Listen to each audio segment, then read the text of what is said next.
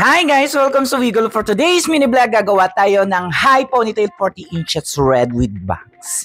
So eto una, sinasection muna ni Ian yung bangs. So para makuha ni Ian yung magiging design ng bangs na itong wig na to. So ito guys, wig na to is pang on hand namin or sa mga naghahanap po kagad ng ready, kagad na drag queen wig. So pwedeng kagad bilhin ito sa store namin, which is sa Wigaloo. At dito, so pinoponytail na ni Ian. So inaayos lang and then ipoponytail to na malinis para naman maganda at bongga. So medyo mahirap po mag-ponytail ng mga wig, mas lalo kapag na-encounter nyo yung wig na ayaw sumunod. So dito sa pagpo-ponytail ni Ian, nilalagyan nyo ng hairspray and then glue para maging helmet type. Yes, itong ponytail po natin is magiging helmet type po siya. So ayan, at maayos na po yung ponytail niya. So hawak na ni Ian and then lalagyan pa niya ng glue yan para naman matigas na matigas. So ayan, so nakikita nyo naman na pagkalinis ng pagkagawa ni Ian. O diba, ang ganda nito. At ang susunod naman ay aayusin na yung bangs. So ito kasi lagi na nagpapagawa sa amin ng mga high ponytail, yung walang bangs, yung talagang banat na banat, tapos may baby hair lang. So dito binago naman namin ni Ian. So ito naman is lalagyan naman ito ng bangs. So makikita ninyo inaayos na ni Ian. So ayan yung magiging itsura niya ng bangs. So very cute.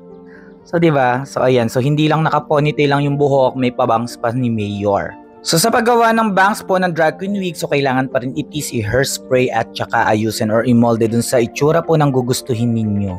So, ayan po yung magiging bangs po ng wig na to. So, ayan, malapit na siyang matapos. So, after nito guys, lalagyan na natin siya ng 40 inches red hair extension. Ayan, hair extension. So, ayan, nilagyan na rin namin siya ng 40 inches hair extension para po yung wig na to is maging 40 inches or mas humaba pa. Nailagay na yung hair extension. So, ayan yung magiging itsura niya. So, dodoblihin lang ni Ian yung paglalagay ng glue. So, para kapag natuyo, kapit na kapit at matibay na matibay. So, ayan, nilalagyan na ni Ian ng glue ulit. Yung pinag-ikutan niya para kapit na kapit talaga at matibay. And then, syempre, para hindi naman bagsak yung ponytail na nilagay natin, so, ititis pa ni Ian yan dun sa puno.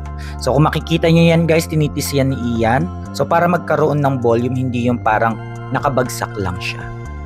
Ititis lahat ng hair extension na inilagay dyan. So, ayan to, nakikita nyo. Tis lang ng tis. Tapos, ayusin niya ni Ian. And then, ito na yung magiging itsura niya. So, kung makikita nyo yung nasa puno, guys, naka-volume na siya. Hindi na siya yung bagsak na bagsak. So, dito, final retouch na lang ni Ian yan. Sinusuklay na lang yung ponytail kasi ang haba nito. And then, ito na yung final look. So, ayan na po yung red ponytail po from Wigaloo. And then, ang nakabili po nito, guys, si Kitty Space ng Drag Race Philippines Station Royale. Maraming salamat, Kitty Space, sa pagpunta dito sa shop. Yun lang. Thank you po.